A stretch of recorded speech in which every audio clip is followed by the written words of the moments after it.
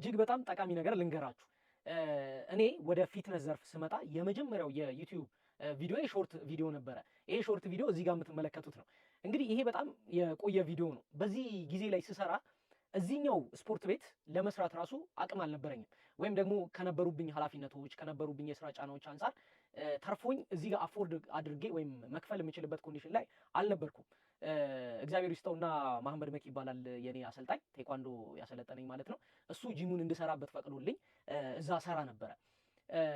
ነገር ግን የዛኔ ምን በልቼ እሰራለሁ፣ ምን የተጣራ ፕሮቲን፣ ምን ሰፕሊመንት ተጠቅሜ የተሻለ ጂም ወይም ምርጥ ጂም ለምን አልሰራሁም ምናምን ብዬ አልልም፣ አላማርም ነበረ። ለምን የኔ ዓላማ ምንድን ነው? ስፖርቱን ወደዋለሁ፣ ስለ ስፖርቱ እውቀት አለኝ፣ ስለ ኒውትሪሽን ደግሞ ተምሬያለሁ፣ ሳይንሱን አውቀዋለሁ። ሶዛት ይሄ ነገር ፓሽኔ ስለነበረ አጠገቤ ባለው ነገር ለሰዎች ለምን አድሬስ አላደርግም ወይም አላስተምርም፣ ለሰዎች እውቀት ለመስጠት ለምን አልሞክርም በሚል ነው የተነሳሁት። አንዳንድ ቪዲዮ ላይ ስለምመለከት ነው። እኔ ብረት ስራ ትሉኛላችሁ፣ ሰውነት ገንባ ትሉኛላችሁ፣ ምን በልቼ የት ሰርቼ ምን ተመቻችቶልኝ የሚባሉ ነገሮች እርግጥ ነው ቻሌንጆች ናቸው። ግን ማሸነፍ ከፈለግን ዛሬ አጠገባችን ካለው ነገር ነው መጀመር ያለብን። ከዛ በኋላ እግዚአብሔር በሚያውቀውና እንደናንተ ጥረትና ልፋት አይቶ ደግሞ እግዚአብሔር ጊዜውን ጠብቆ ያስፈልጋል ባለው ጊዜ ደግሞ ዋጋውን ሊከፍላችሁ ወይም ደግሞ እንደ የልፋታችሁን የጽናታችሁን ፍሬ ሊሰጣችሁ ይሞክራል ማለት ነው። አሁን የምሰራበትን ጂም ይዩት። በፊት ስሰራበት የነበረውን መነሻዬን አስቡትና እነዚህ በጣም የተለያዩ ትልቅ መነሻዎች ነገም ደግሞ የምንደርስባቸው ነገሮች ስቴፕ ባይ ስቴፕ ፕሮግሬስ ባይ ፕሮግሬስ እየተሰሩ የሚመጡ ናቸው። አንዳንድ ጊዜ አልፈው ወደኋላ ስናወራቸው በጣም ቀላል ይመስላሉ።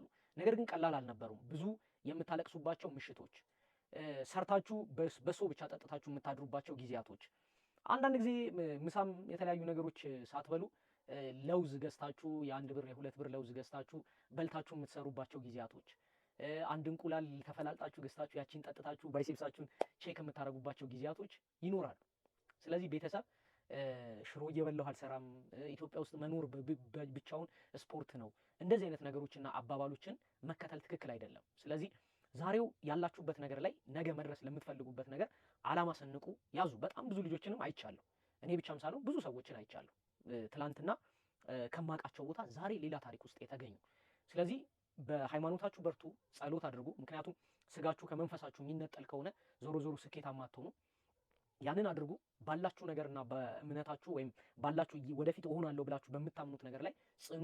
የማይሳካ የማይስተካከል ነገር የለም። ሞቲቬሽን ነው ኢንስፓይሬሽን? እናንተ ነገር ሞቲቬሽን ነው ኢንስፓይሬሽን?